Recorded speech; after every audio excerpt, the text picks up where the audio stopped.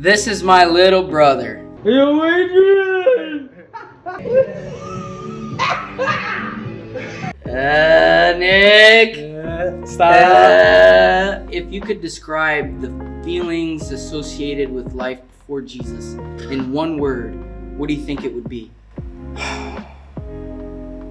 In one word, it would be empty.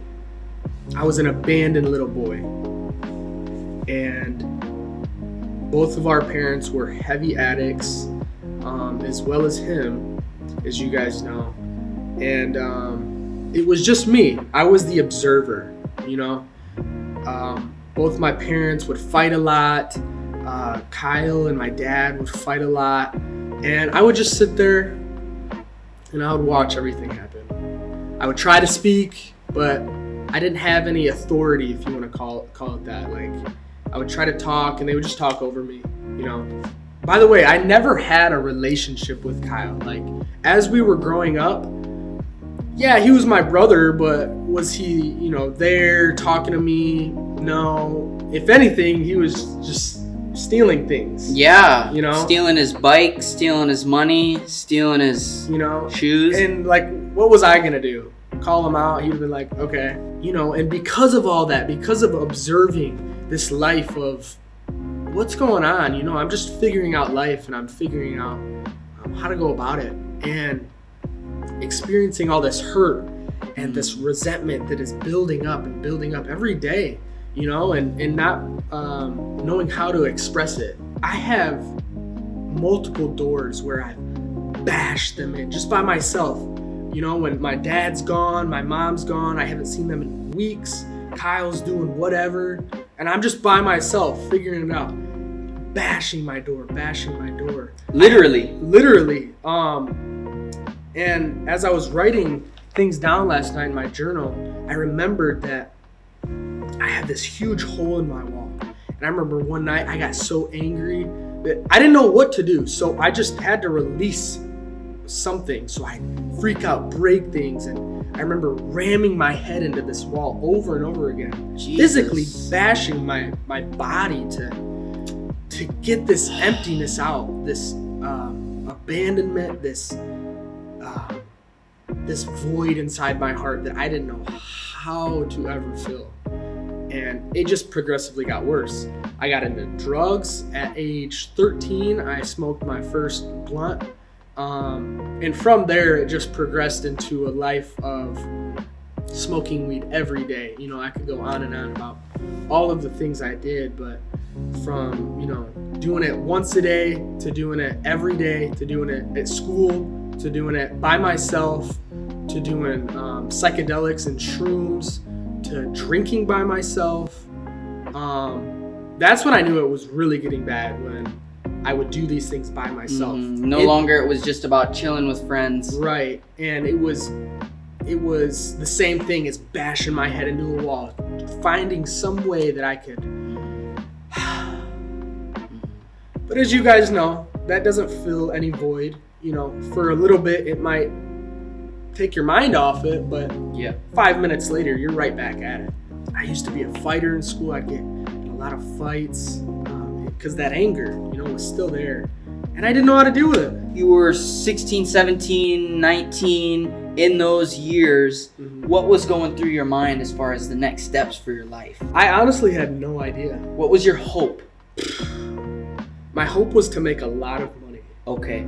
That was what my mind was set on. If I have a lot of money and I can buy my happiness or something like that. And that's a pretty typical mindset for this day and age. Get a lot of money, you'll be fine. What changed?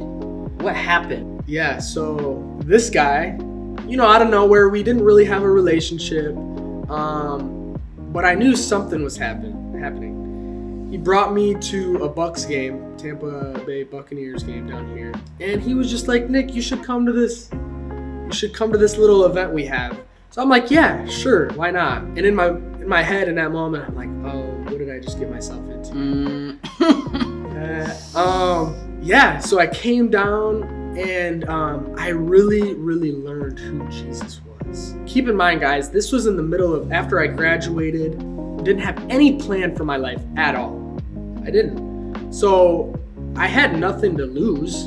And to be honest, it was the lowest point of my life, because after high school, you don't know what you're gonna do, and then you just have life ahead of you. Yeah. Until you die. That's a scary place to be in, especially when you're still living at your parents' house and all that stuff. But yeah, I came down here and I had an encounter with Jesus. So I want to read this Bible verse for you guys. It's Isaiah 55 verse 2. Like I said, I was basically an addict to money, like I was with weed. I would chase it every day. But Isaiah 55 verse 2 says, "Why do you spend money for what is not bread, and your wages for what does not satisfy? Listen carefully to me and eat what is good, and let your soul delight itself in abundance." Reading that, really opened my eyes to God saying, this money is gonna get you nowhere. It's an empty void that you're in, this empty chase that you're in, and it will never satisfy you. But he says, listen carefully to me and eat what is good, and let your soul delight itself in abundance. Right? So if you could describe your life with Jesus now in one word, what would it be? Oh, wow. That's a tough one. How? In love. In love. Peace, Yes, in Lord. this peace of mind, in his presence, an abundance of his presence. That Thank you, Lord. is what will fulfill the desires of our lives. After I got this alliance with Jesus, this marriage with Jesus, and I experienced profound inner healing and a lot of forgiveness, right, in his love. And I started to, pick up my cross and follow him daily. Like I said, I didn't have a relationship with him basically whatsoever. Wouldn't you agree? Yeah, totally. Bro. Now broke. we live together and we joke around. And I bug the crap out of him. Only all the time. But it's a loving relationship. He's my discipler. We're real with each other. We talk about life and our struggles and how Jesus can get us through it, right? Yeah. Another one with my mom. We never had a relationship basically my entire life. And now, she's walking with Jesus. And we have a beautiful relationship where we talk about real things. And, that's just the relationship side. The Lord has blessed me with my own business. There's a whole story behind that, but he's blessed me with a business and with his presence, with this fullness in my heart that when I wake up in the morning, I desire to talk with him, to read his word, just to be with him, because I'm filled with his spirit. And when you have that, you're not seeking after money. You're not seeking after these drugs or these emotions or drinking, whatever it may be for you. You don't seek after those things because you're full with his spirit. You're full with his presence and his word. Yeah. And then you want to go share it with other people. Yeah. Because of how full you are. So guys, you've heard his testimony.